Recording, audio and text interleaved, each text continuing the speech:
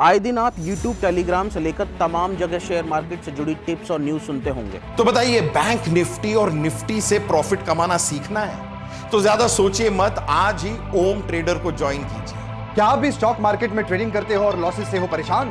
तो मैं बताता हूं। कोई कुछ दावा करता है और कोई कुछ, कोई पेड ग्रुप चलाता है तो कोई फ्री में टिप्स देने का दावा करता है। लेकिन ये बवाल है क्या? जहां कुछ साल पहले तक शेयर मार्केट एक हवा हुआ करता था, वहीं अचानक से कैसे शेयर मार्केट को इतना हलवा समझ लिया गया। लेकिन आपको मैं बता दूं कि इसी हलवा समझने की वजह से शेयर मार्केट में करोड़ों रुपए की ठगी होती है। क्योंकि 2019 में कोरोना के पहले कुल डीमैट खातों की संख्या करीब 4 करोड़ थी, जो लास्ट ईयर अगस्त 2022 तक लगभग 10 करोड़ के पार पहुंच गई थी। अब आप समझ गए होंगे कि बीते 2 साल में शेयर मार्केट में कितने लोगों की एंट्री हुई है। तो वहीं फ्रॉड होने की संभावना भी कई गुना बढ़ गई है। एक ऐसा ही मामला बॉलीवुड से भी सामने आया है, जहां बॉलीवुड का famous jolly LLB share market में हेरा फेरी में फंस गया। जी हां, हम बात कर रहे हैं अभिनेता अरशद वारसी की, जिन पर बाजार नियामक यानी सेबी ने एक्शन लिया है। साथ ही सेबी ने वारसी और उनकी पत्नी पर शेयर बाजार में कारोबार करने पर बैन लगा दिया है। ये कदम सोशल मीडिया के जरिए कंपनी के शेयरों को खरीदने की एडवाइस देने वाले एक कंफ्यूजिंग वीडियो को लेकर उठाया गया है। दरअसल सेबी को शिकायतें मिल रही थी कि मिसलीडिंग यूट्यूब वीडियो के जरिए इन्वेस्टर्स को लालच दिया जा रहा था।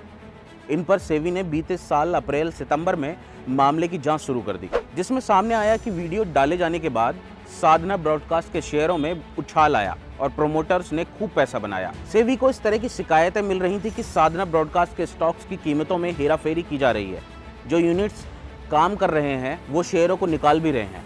इस मामले की जांच करते हुए मार्केट रेगुलेटर ने अभिनेता अरशद वारसी, उनकी पत्नी मारिया गोरेटी और साधना ब्रॉडकास्ट के प्रोमोटर समेत 44 यूनिट्स को सिक्योरिटी मार्केट में कारोबार करने पर बैन कर दिया। ब्रॉडकास्ट कंपनी के जिन प्रोमोटर्स को सिक्योरिटी मार्केट से बैन किया गया, उनमें श्रेया गुप्ता, गौरव गुप्ता, सौरभ गुप्ता, पूजा अग्रवाल और वरुण एम शामिल है। इसके अलावा सेबी ने वीडियो के जरिए कमाए गए गैर कानूनी प्रॉफिट के करीब 54 करोड़ रुपए भी जब्त करने का आदेश जारी किया है। रिपोर्ट के मुताबिक इस मामले में अरशद वारसी ने करीब 29.5 लाख रुपए, जबकि उनकी पत्नी ने करीब 37.5 लाख रुपए का बेनिफिट कमाया था। दरअसल ये सब कुछ गुमराह करने वाले वीडियो के जरिए किया जा रहा था। सेबी ने अपनी जांच में पाया कि कुछ यूट्यूब चैनलों पर मिसलीडिंग करने वाली वीडियो के जरिए 2 कंपनियों के शेयरों में गड़बड़ी की जा रही थी। निवेशकों को असाधारण प्रॉफिट के लिए साधना ब्रॉडकास्ट लिमिटेड और शार्प लाइन ब्रॉडकास्ट लिमिटेड के शेयर खरीदने की सलाह दी गई थी। देश में शेयर बाजार में घोटाले का इतिहास नया नहीं है। इसकी शुरुआत साल 1991 में हो गई थी।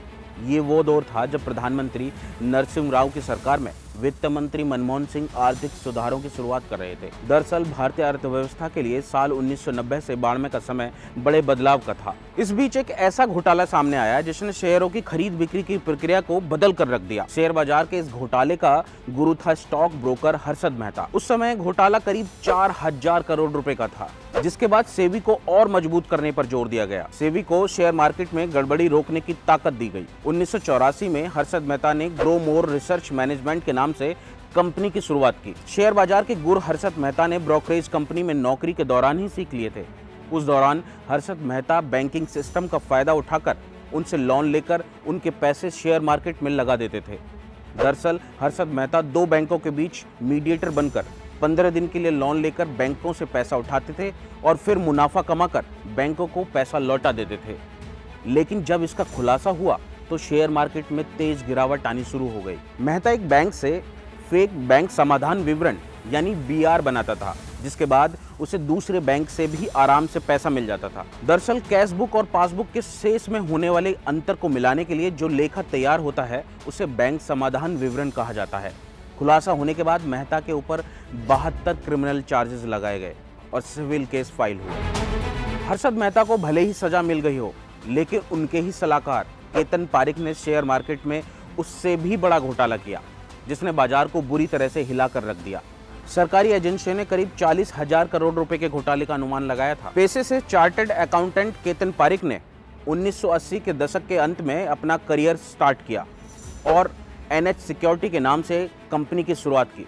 बाद में पारिक हर्षद मेहता की फर्म में शामिल हो गए, जहां उन्होंने बाजार के रुझान और निवेशकों की मानसिकता को करीब से देखा और समझा। उन्होंने शेयर बाजार में हेरफेर करने के लिए बिग बुल और उनके सहयोगियों द्वारा इस्तेमाल की जाने वाली तकनीकों को सीखा। लेकिन 1992 में पत्रकार सुचेता दलाल ने हर्षद मेहता के घोटाले का जब पर्दाफाश किया, उस वक्त केतन पारेख किसी मामले में शामिल नहीं पाया गया। केतन पारेख ने हर्षद मेहता द्वारा इस्तेमाल किए गए पंप एंड डंप सिस्टम को बहुत ही बारीकी से समझा।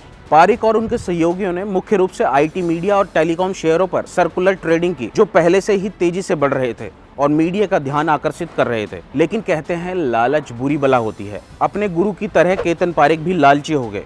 वह स्टॉक की कीमतों को बड़े पैमाने पर पंप करने के लिए और अधिक पैसा हासिल करना चाहते थे। इसके लिए केतन ने उन कंपनियों के प्रमोटरों से संपर्क किया जिनके शेयरों से वो हेरफेर कर रहा था और उनसे पैसा कमा रहा था। प्रमोटरों का मानना था कि शेयरों की कीमत में उछाल से उन्हें निश्चित रूप से ही फायदा होगा, उनकी संपत्ति बढ़ेगी और बैंकों से लोन हासिल करने के लिए शेयर गिरवी भी रख सकते हैं। हालांकि ये इनसाइडर ट्रेडिंग के स्पष्ट मामले थे। दूसरी ओर पारेख ने ग्लोबल ट्रस्ट बैंक और माधोपुरा मर्केंटाइल कोऑपरेटिव बैंक से अवैध तरीके से बड़ी रकम जुटाई। मजे की बात तो ये थी कि वो दोनों ही बैंकों के बोर्ड में शामिल थे।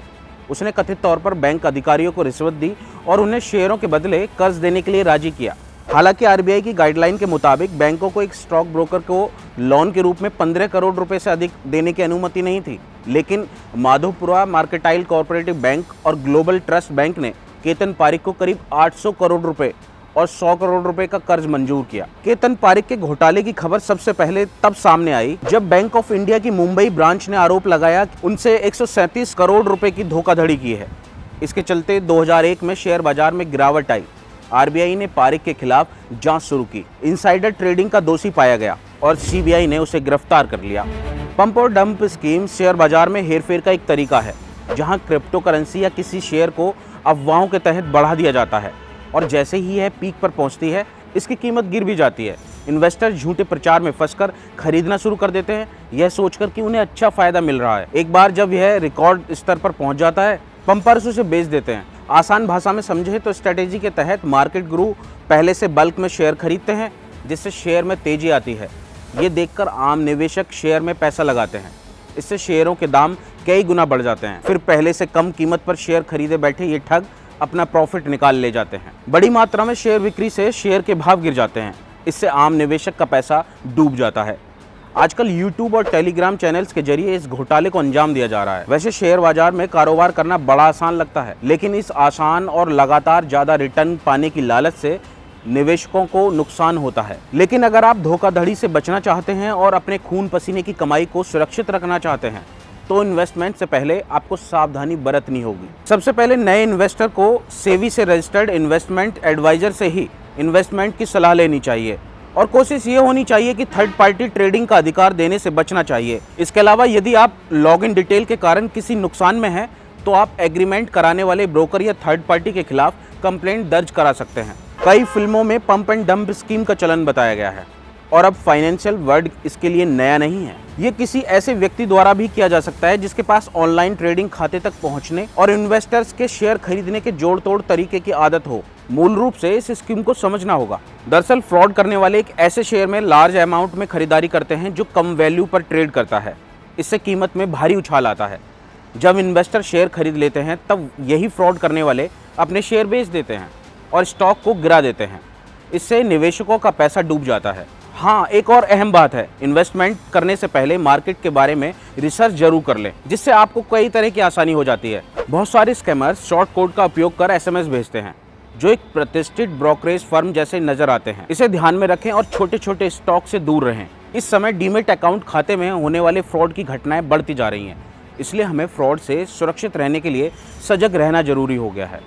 दरअसल डीमेट अकाउंट एक तरह का डिजिटल प्लेटफॉर्म है, जो ट्रेडर्स को एक ऐसा प्लेटफॉर्म देता है जहां वो अच्छी सेफ्टी के साथ शेयर को रख सकते हैं। डीमेट एक फंक्शनल अकाउंट होता है। शेयर मार्केट में शेयर को खरीदने और बेचने के लिए डीमेट अकाउंट का होना बहुत जरूरी होता है।